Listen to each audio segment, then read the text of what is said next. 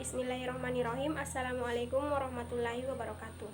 Perkenalkan, nama saya Mursidatun Heria, NIM 1054011011119, kelas PGSD 5A. Perwakilan kelompok 2 nomor urut 12. Baiklah, pada kesempatan kali ini saya akan membawakan ceramah tentang meneladani Rasulullah SAW dalam memperingati Maulid Nabi Muhammad. Alhamdulillahirrabbilalamin, wassalatu wassalamu ala asrafil anbiya'i wal mursalin wa ala alihi wa sahbihi ajma'in, amma ba'd.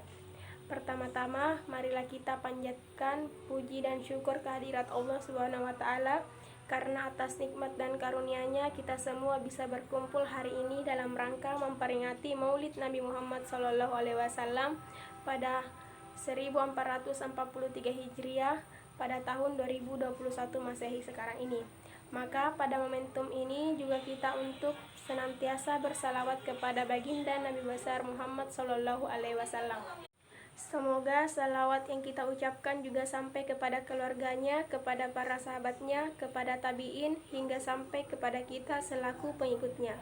Hadirin yang berbahagia, kita saat ini berada pada bulan Rabiul Awal 1443 Hijriah. Pada bulan ini adalah bulan yang seharusnya penuh dengan kebahagiaan, penuh hikmah dan momentum untuk terus meningkatkan ibadah kepada Allah Subhanahu wa Ta'ala.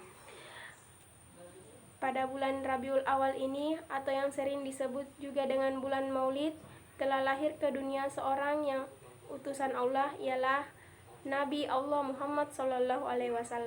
Hari ini adalah hari yang penuh dengan sukacita, sekaligus momentum bagi kita semua untuk meneladani akhlak agung yang dimiliki Rasulullah SAW, di mana meneladani dan mengikuti apa yang diperintahkan Rasulullah SAW adalah salah satu bentuk ibadah kepada kita Allah Subhanahu wa Ta'ala, sebagaimana Allah sampaikan dalam Al-Quran surah An-Nisa yang berbunyi, ya ayyuhallazina amanu atiullaha wa atiur rasul, yang artinya, hai orang-orang yang beriman, taatilah Allah dan taatilah Rasulnya.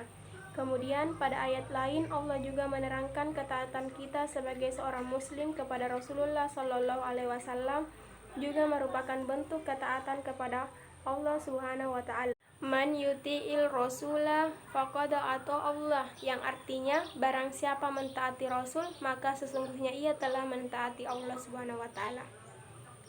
Rasulullah SAW adalah panutan bagi kita dalam mengarungi kehidupan di dunia ini, agar kita semua dalam berjalan selamat dan bahagia selama hidup di dunia dan di akhirat. Tidak ada satu aspek kehidupan yang tidak diajarkan dan dicontohkan oleh Nabi kita, Nabi Muhammad SAW. Maka selanjutnya kita sebagai umat Nabi Muhammad SAW untuk patuh dan taat pada apa yang dianjurkan dan dianjurkan oleh Rasul. Sehingga pada momentum bulan Rabiul Awal ini sebagai bulan kelahiran Nabi untuk kembali mengecek apakah hidup kita yang kita jalani saat ini sudah sesuai dengan apa yang dicontoh Nabi atau belum.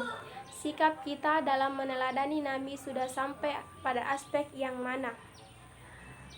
Jika masih jauh, marilah kita kembali baca, pelajari, dan melaksanakan segala perintah Nabi kepada kita agar kehidupan yang kita jalankan saat ini berada dalam jalur yang benar menuju keridhaan Allah Subhanahu wa Ta'ala.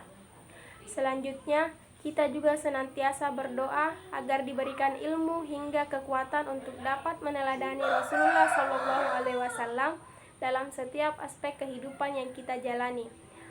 Sekian ceramah yang sempat saya sampaikan, semoga memberikan manfaat dan pelajaran berharga bagi kita semua yang hadir di tempat ini.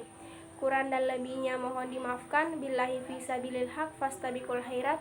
Wassalamualaikum warahmatullahi wabarakatuh. Bismillahirrahmanirrahim.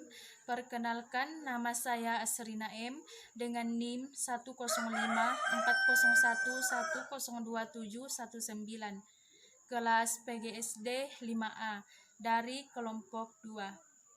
Pada kesempatan kali ini, saya akan membawakan ceramah dengan judul Meneladani Nabi. Assalamualaikum warahmatullahi wabarakatuh. Bismillahirrahmanirrahim. Alhamdulillahirabbil alamin. Wassalatu wassalamu ala asyrafil anbiya'i wal mursalin wa ala alihi wa ashabihi ajmain. Amma ba'du. Pertama-tama, marilah kita panjatkan puji dan syukur kehadirat Allah Subhanahu wa Ta'ala, karena berkat rahmat dan hidayahnya lah sehingga kita masih berkumpul dalam tempat yang penuh dengan mubarakah ini. Sholawat serta salam marilah kita hanturkan kepada junjungan kita Nabi Muhammad Sallallahu Alaihi Wasallam, karena berkat Rasulullah kita bisa menikmati iman dan Islam. Alhamdulillah. Nah, santriwan dan santriwati serta hadirin rahimakumullah. Sekarang sudah zaman akhir, bukan zaman now lagi. Nah, di zaman akhir ini tidak sedikit pemuda-pemudi, khususnya kaum santri dan santriwati, lebih khusus lagi santri yang mempopulerkan dirinya dengan sebutan santri zaman now atau santri milenial yang tidak memiliki akhlakul karimah, yakni perilaku terpuji. Santri zaman sekarang sudah lumrah berani kepada ustaz dan kedua orang tuanya, kurang memuliakan kitabnya, sudah tidak peduli dengan bacaan Qur'annya. Mereka mulai terbuai oleh permainan medsos seperti WhatsApp, Facebook, dan Twitter. Sehingga karena realitas inilah banyak santri yang kurang berkah ilmunya, tidak bahagia hidupnya, hingga rasa putus asa pun menghampirinya. Padahal seandainya santri mau mengikuti wejangan kitab taklim muta'alim yang sudah lumrah diajarkan di pesantren manapun, pada saat awal masuk pesantren, niscaya santri zaman sekarang akan mendapati ilmu yang berkah, hidupnya bahagia dan tidak mudah putus asa. Nah, mengapa demikian? Hadirin teman-temanku sekalian, serta hadirin rahimakumullah. Dalam kitab karangan Syekh Zarnuji itu disebutkan bahwa syarat orang mencari ilmu itu ada 6 perkara. Yang pertama yaitu cerdas.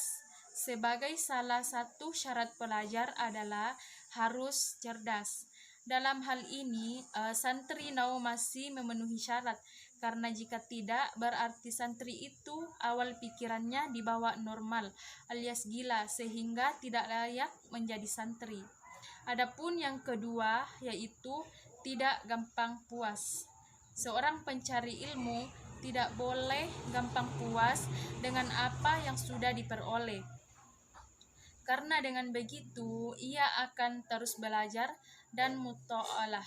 Santri yang mudah puas hasilnya akan biasa-biasa saja, namun bagi mereka yang kehausan ilmu akan jadi generasi santri yang benar-benar milenial. Hadirin rahimakumullah. Selanjutnya yang ketiga adalah sabar.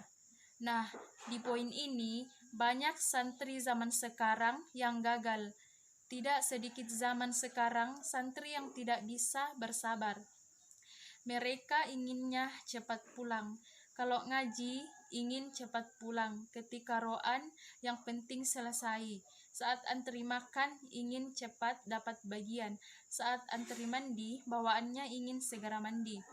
Bukan hanya itu, saat mereka wiridan, ba'da sholat yang 5 waktu, mereka terburu-buru sehingga cenderung tidak khusyuk. Padahal bacaan sesudah sholat itu sangat-sangat penting, terutama ketika untuk melatih kesabaran. Nah, sekali lagi, santri zaman sekarang kurang bisa bersabar. Nah, adapun syarat yang keempat yaitu punya bekal atau biaya.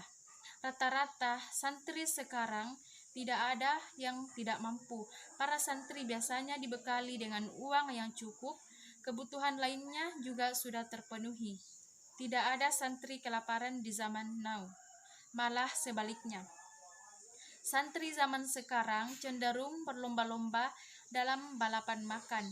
Kalau mereka dibesuk atau dikirim bapak ibunya, seringkali dibawakan makanan yang enak-enak seperti sate, ayam panggang, dan makanan siap saji. Maka tidak heran jika santri sekarang itu rata-rata gemuk-gemuk.